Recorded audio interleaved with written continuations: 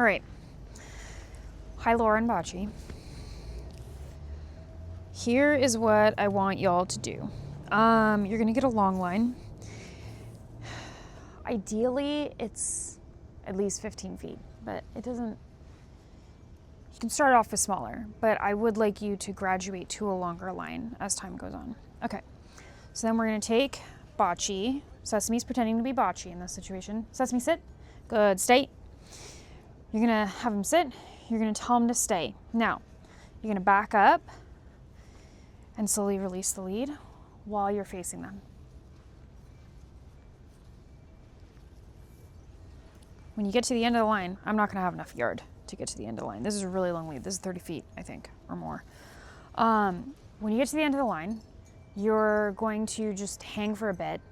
Now, I usually like to make it a different amount of time every time because they will, if you subconsciously do it for 30 seconds every time, they'll get up after 30 seconds because they'll anticipate that period of time is coming to an end.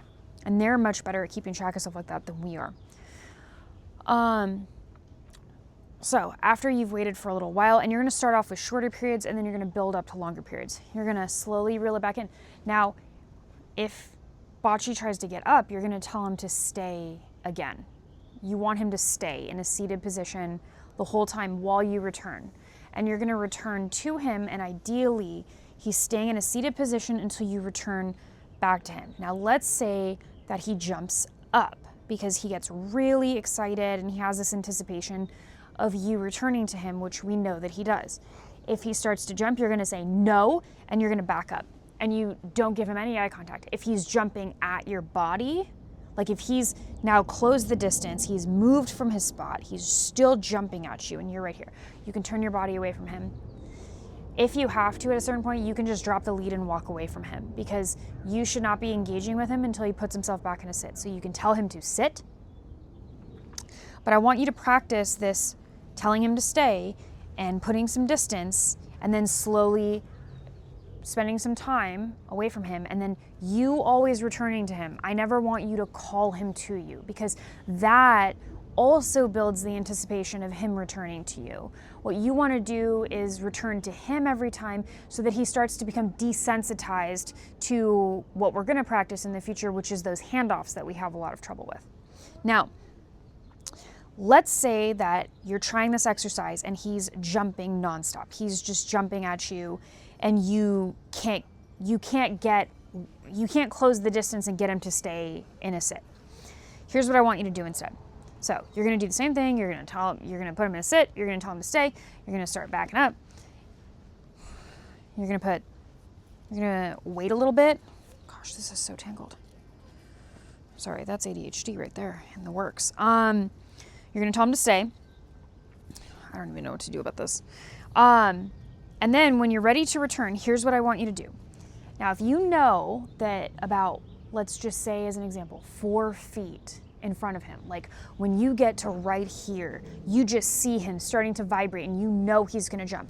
You know that's his invisible barrier, okay? So what I want you to do is do the same exercise. Okay, you've told him to sit and stay. When you go to return to him, what I want you to do is right before you hit that invisible barrier where you know he's gonna lose control of himself, I want you to back up. And I want you to get to the edge of the invisible barrier. If we said it was like 4 feet, then I'm right here. Okay, this is where my invisible barrier is. My heels are against the invisible barrier where he usually loses control.